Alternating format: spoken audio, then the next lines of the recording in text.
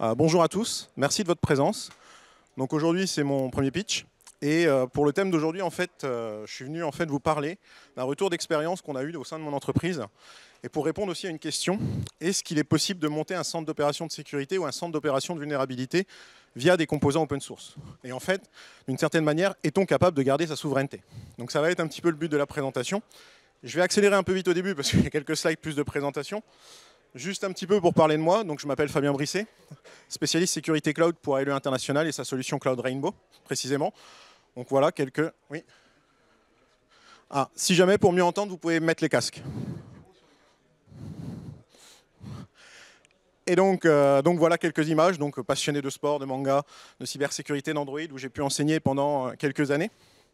Et je travaille aujourd'hui au sein d'ALE International, qui s'appelle en fait, on a encore le branding Alcatel-Lucent Enterprise, qui est une des dernières branches d'Alcatel qui reste, et qui en fait travaille dans les télécommunications des entreprises. Donc plus précisément, on va avoir tout ce qui va être équipement routeur, cœur de réseau, on va avoir tout ce qui va être serveur téléphonique PABX, les postes de bureau, et enfin aussi notre solution Rainbow, qui en fait vient de la division cloud précisément. Et la division cloud, en fait, Rainbow en image, c'est quoi? C'est un service de communication unifié qui est vendu as a service, clairement avec un abonnement.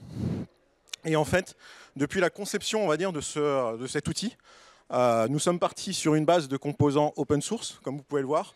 Certains sont débattables au vu de l'actualité, donc je ne rentrerai pas dans le débat aujourd'hui, mais on peut en discuter par la suite. Et donc en fait, ce qui se passe vis-à-vis de cette matrice de composants, c'est que très vite est venu, on va dire, les problématiques de cybersécurité. Et comme vous le savez aujourd'hui, il y a de plus en plus de nombreuses attaques. Les dernières en date, on peut en parler, SFR, Free, la présupposée La Poste, où j'ai pas eu plus de nouvelles, etc.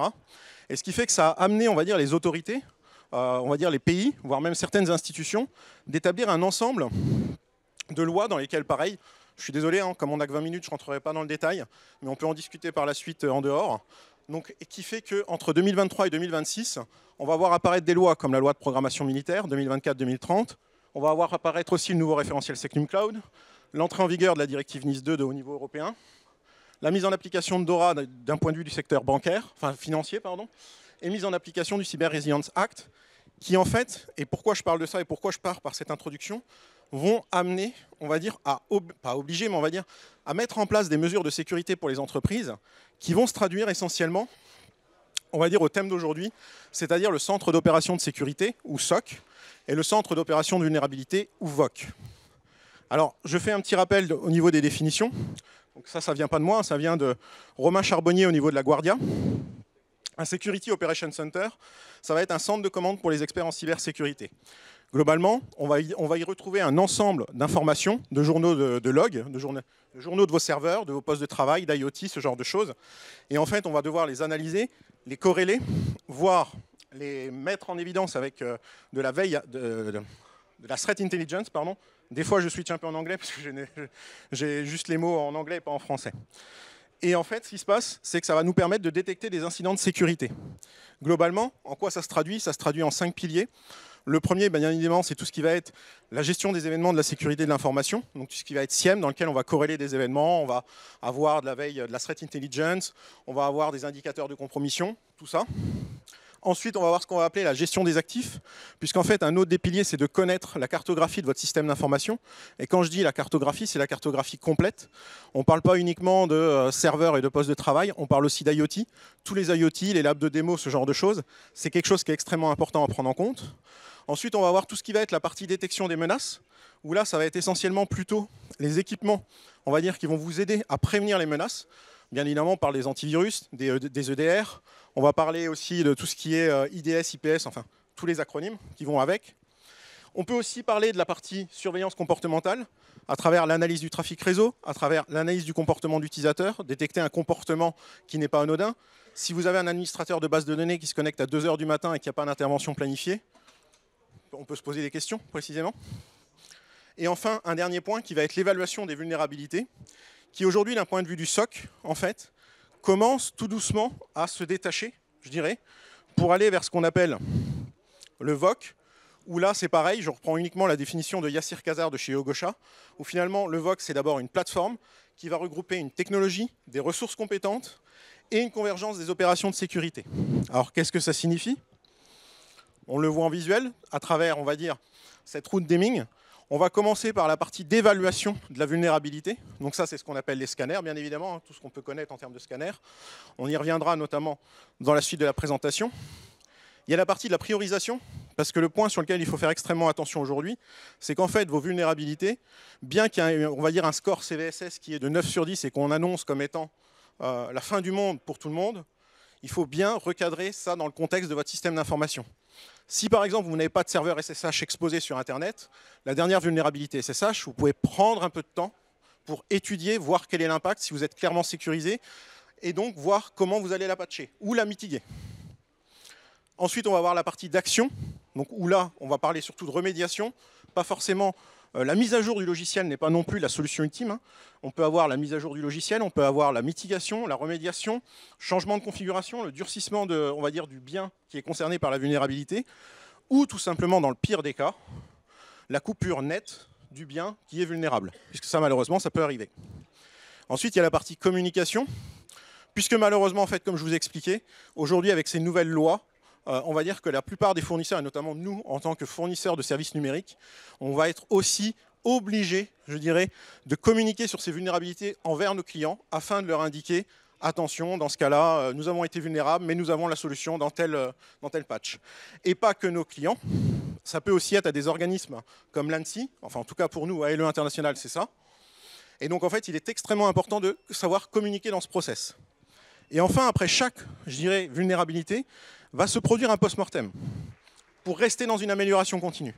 Et donc en fait, ce post-mortem va permettre de continuer l'amélioration du VOC et ainsi on repart dans le cycle habituel, évaluer, prioriser, agir, communiquer. Mais alors, là pour le moment je fais des rappels, je fais une introduction, mais comment on peut garder sa souveraineté? C'est la question qu'on s'est posée. C'est-à-dire aujourd'hui on s'est dit comment on peut faire pour ne pas avoir un SOC externalisé. Alors je ne vais pas parler de souveraineté en tant qu'auteur de logiciels libres. On ne va pas parler de la nationalité de l'auteur, qu'il faut que ce soit un auteur français ou ce genre de choses.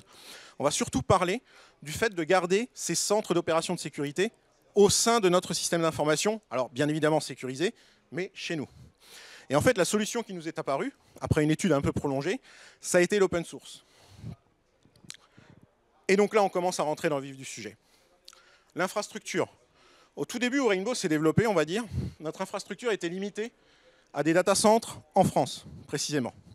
Sauf qu'au fur et à mesure du développement de notre solution, nous avons été obligés d'évoluer, mais aussi de respecter les lois qui pouvaient exister dans les différents pays, les équivalents RGPD qui peuvent exister notamment au Canada sous le nom PIPEDA, si mes souvenirs sont bons. Et donc on a dû étendre notre solution sur à peu près, je dirais, un peu une dizaine de plaques. Je ne compte pas forcément les points, mais c'est à peu près ce que j'ai en tête, voire un peu moins. Et ce qui se passe, c'est qu'aujourd'hui, Rainbow, c'est quoi? C'est 500 serveurs. Un peu plus de 500 serveurs, que si on devait rassembler en une seule machine, représenteraient 3300 CPU, 13 Tera de RAM et 1 pétaoctet, on va dire, de disque dur. On a à peu près 2000 services qui tournent avec, on va dire, 3 à 6 interventions par jour. Et donc, la problématique, ce n'est pas qu'on n'avait pas de SOC ou de VOC. C'est qu'on était déjà sur un socle qui fonctionnait très bien quand on était dans notre petite zone européenne. Donc on avait bien évidemment tout ce qui était Elasticsearch, on avait du Python pour l'automatisation, on avait les docs internes pour avoir du process, on avait de l'audit-D, on avait de l'IDS, on avait du UTrack pour du suivi de tickets, on utilise de l'Ansible comme on fait de l'infrastructure as code, et on avait bien évidemment tout ce qui est pare-feu, NFTable, IPTable. Mais en fait, malgré ce socle qui était déjà solide, on s'est rendu compte que ce n'était plus suffisant. On avait besoin d'aller un cran plus loin. On avait besoin véritablement de rentrer dans ce concept. Alors bien évidemment, on a aussi des marchés, on va dire des éditeurs de logiciels, et je ne dis pas que leurs solutions sont mauvaises, c'est juste qu'en fait, on s'est dit, on doit aller au-delà, on doit passer un cap. Et ce que ça a donné, c'est qu'en fait, c'est ce nouveau centre d'opération de sécurité, ou ce nouveau centre d'opération de vulnérabilité, qui a été surnommé en tant que projet Valhalla, qui en fait va se reposer, c'est pour ça que j'ai gardé le même code couleur dans ces transparents, sur tout ce que je vous ai dit. C'est-à-dire on va retrouver le bloc SIEM, sur lequel je vais y revenir par les prochains slides, le bloc détection de menaces, le bloc, on va dire, de surveillance comportementale, le bloc de gestion des actifs, et le bloc d'évaluation des vulnérabilités. Donc en fait, c'est le SOC qui va regrouper le VOC. Et là, dans le détail précisément, comment ça s'est passé? On a évalué, on va dire, sur 7 critères principaux. Les fonctionnalités, c'est-à-dire est-ce qu'on avait les fonctionnalités techniques qui nous permettaient de répondre à l'analyse des menaces qu'on allait subir. L'interface utilisateur, est-ce que l'interface utilisateur était suffisante, était, on va dire, adaptée aux besoins qu'on avait. La configuration initiale du service, était-il possible de le mettre en route très rapidement et de ne pas passer dans un effet tunnel de 1 an sur lequel on n'aurait pas eu de sécurité qui évolue? La fiabilité et la réputation, c'est-à-dire toute la partie, l'open source qu'on va choisir, quel est-il? On l'étudie, on l'évalue. C'est un process constant dans notre, dans notre process Alcatel. La communauté aussi, plus la communauté est large, plus en fait on a du support et plus les versions vont évoluer. La partie licence, puisqu'on était extrêmement intéressé par la partie open source. Et le coût opérationnel, c'est-à-dire est-ce que les gens pourraient être formés rapidement pour pouvoir prendre la suite. Et donc là, en fait, on s'est attardé sur quatre solutions. La première, c'est Wazoo. Wazoo qui est très connu, je veux dire, qui est le SIEM qu'on entend par excellence sur Internet. Et c'est clair que quand on l'a utilisé, quand on l'a mis en place, globalement, on s'est rendu compte qu'en termes de fonctionnalité, on a pratiquement déjà plus de 4000 règles définies dedans. Il y a aussi toute une partie de conformité et de gouvernance où notamment on est capable de faire, on va dire, des checks par rapport à de l'ISO 27001, à du HIPAA, à du SOC 2 si mes souvenirs sont bons avec lui. Je dis ça de tête. Bref, on avait un ensemble de fonctionnalités qui ont fait que lors de la mise en place, on a pu détecter un certain nombre de défauts qu'on n'avait pas vus auparavant avec le précédent SOC. Qui justement, en fait, malheureusement, on était arrivé aux limites de cet ancien SOC que j'appellerais le SOC version 0.5. Et donc ensuite, on s'est dit, c'est bien, Wazoo c'est génial, mais comment on gère, on va dire, l'apport d'informations de la part de la Threat Intelligence?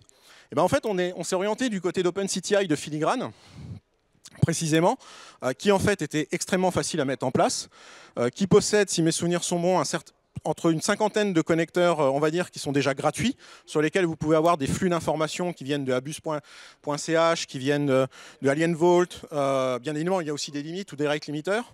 Mais il y a tout un flux, on va dire, d'informations que vous avez accès, qui vont vous permettre d'avoir des indices de compromission, donc des adresses IP qui sont recensées comme étant des adresses IP d'attaquants. Vous allez aussi avoir des groupes d'attaquants, vous allez aussi avoir des noms de fichiers. Et donc en fait, on a réussi, donc on a mis en place ça avec notre propre, on va dire, Malware Information Sharing Platform, ou communément appelé MISP.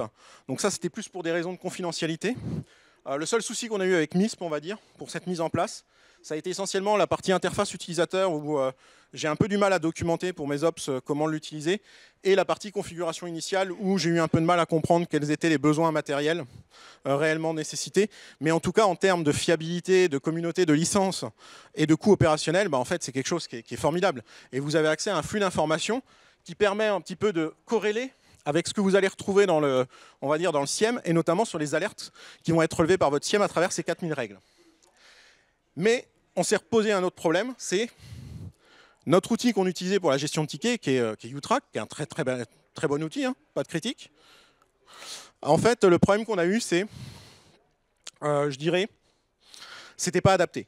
Donc on est parti sur Defira Iris, qui nous a permis, en fait, pareil, très bon outil, qui lui permet d'avoir des indices de compromission, de les ajouter, on peut le connecter avec un plugin alpha sur Wazoo, et globalement, en fait, on est capable d'avoir une corrélation entre tous ces éléments. Donc ça, c'était pour la partie SIEM. Pour la partie gestion des actifs, donc NOC, j'en parlais pas trop, c'est notre outil d'inventaire personnel, malheureusement, à voir si on peut le publier en open source. Mais malheureusement, voilà, c'est pas forcément le mieux.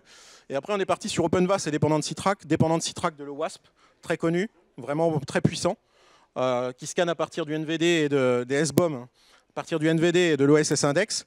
Et OpenVAS qui contient déjà plus de 50 000 Network Vulnerability Tests, qui est très bien. Petit bémol, ça va être la partie de la configuration initiale, et c'est là où il faut être tricky pour justement bien gérer sa configuration, pour éviter de faire un scanner que tous les mois, et d'être capable d'avoir plusieurs profils de configuration pour scanner chaque semaine, chaque jour, mais pas forcément qu'un scan prenne du temps.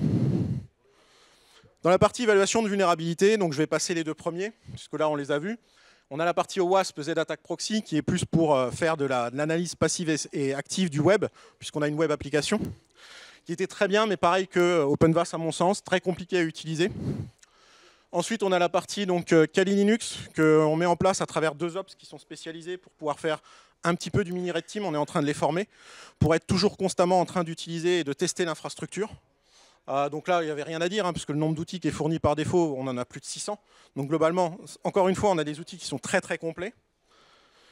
Ensuite, sur la partie détection de menaces, de petits ajouts, comme on a du Wazoo, on a pu utiliser la capacité XDR, Extended Detection Response, puisque 4000 règles signifie qu'on a 4000 actions possibles.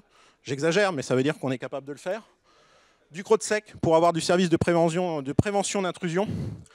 Très excellent.